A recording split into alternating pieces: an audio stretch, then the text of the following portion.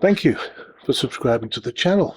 It's much appreciated, and for those who haven't subscribed yet, it would be much appreciated. It'll only take you a second, and it's free, so thank you.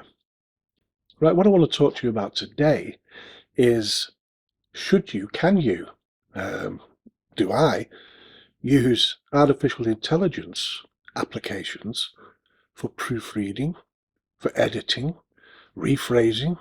Yeah, I do.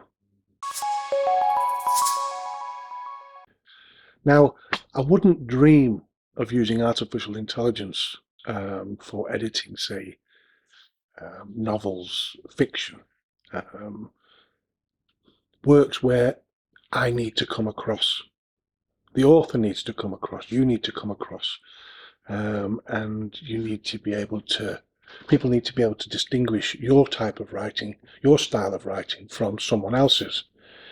Now, I really think that artificial intelligence will take that personal touch out of it, and it'll be more robotic, which is basically what it is, until, it develops further.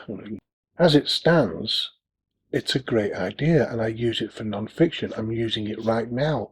Now, I've created this book in Canva, and there's a link here to show you how you can do that too, using margins. There's another link here for margins on their own. As you can see here, there's a wider gutter margin on this side, which is always an odd number. There's some videos there for you to have a look at, and I'll also leave a link at the end of this video.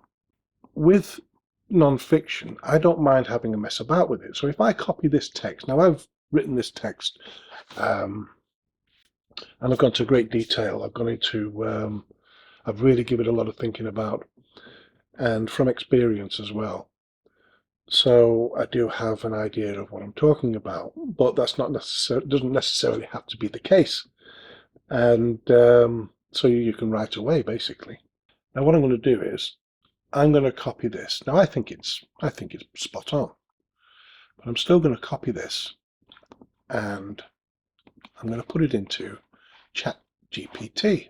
Create a new chat, paste, and before that I'm going to put proofread and edit, colon there, and proofread and edit. Southeast Asia is home to some of the world's most beautiful coral reefs and beaches.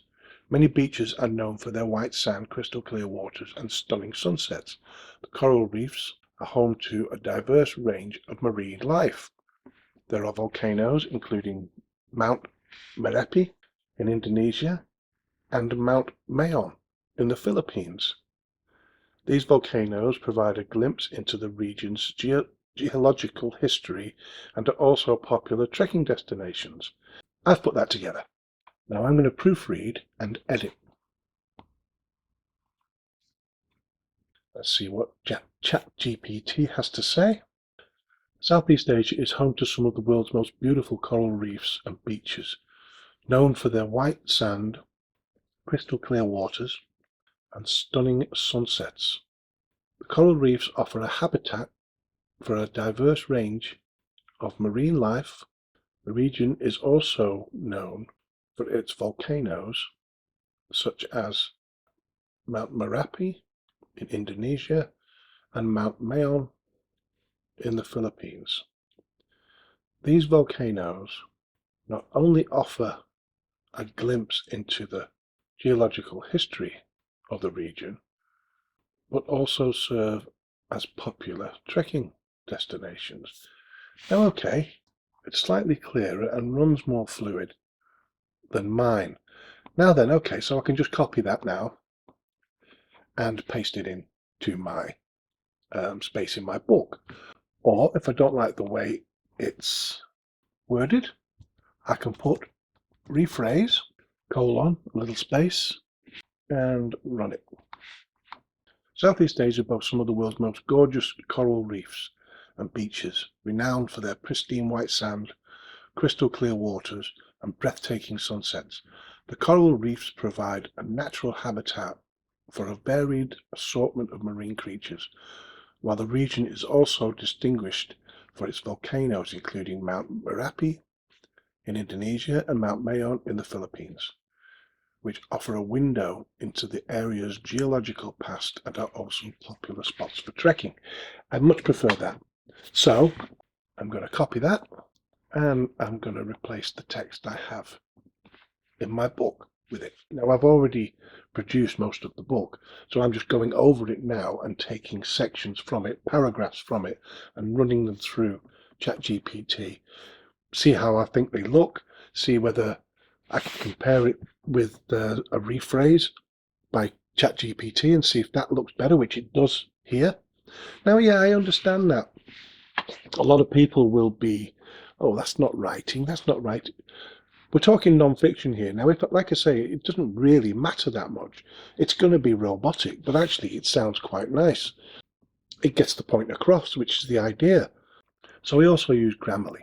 So if I click on this, Grammarly integrates itself into lots of apps on your computer, like social media posts and things like that. So, you know, you can just double check things that before you, especially with Twitter where you can't really change it. You know, it's a good idea to have a Grammarly app or similar running in the background. So what we've got here, we've got a varied assortment of, wants us to change it to various marine creatures.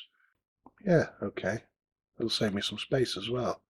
While the region is also distinguished for its volcanoes. At the same time, I'm done. Grammarly's almost happy. What's this? In addition, I don't want in addition. I'm choosing not to have that because I've got at the same time here on the next line. And to have in addition and at the same time, I don't really want those to clash. I'm happy with that.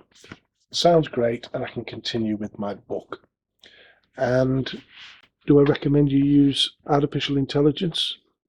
Yeah, for non-fiction and for other projects or for doing a little proofreading. Like I say, you can actually put proofreading.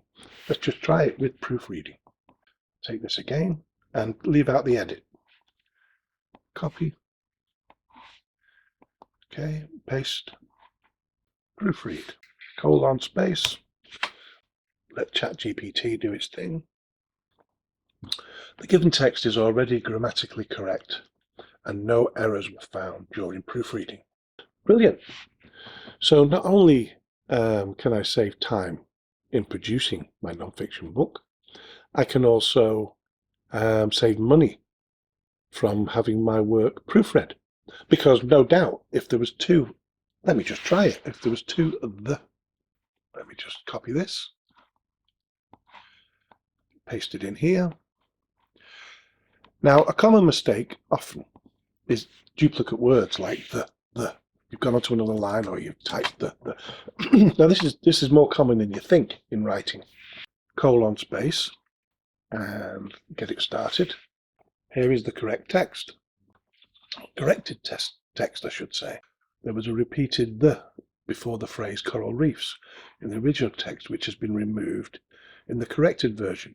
So I highly recommend that you don't try to write a book with it completely or ask it to write you a book. But once you've created your book, you can use it to proofread, to edit. And I would only go with edit or rephrase if you're working with non-fiction. Like I say, fiction needs to be a personal thing. Right, okay, I hope that helps.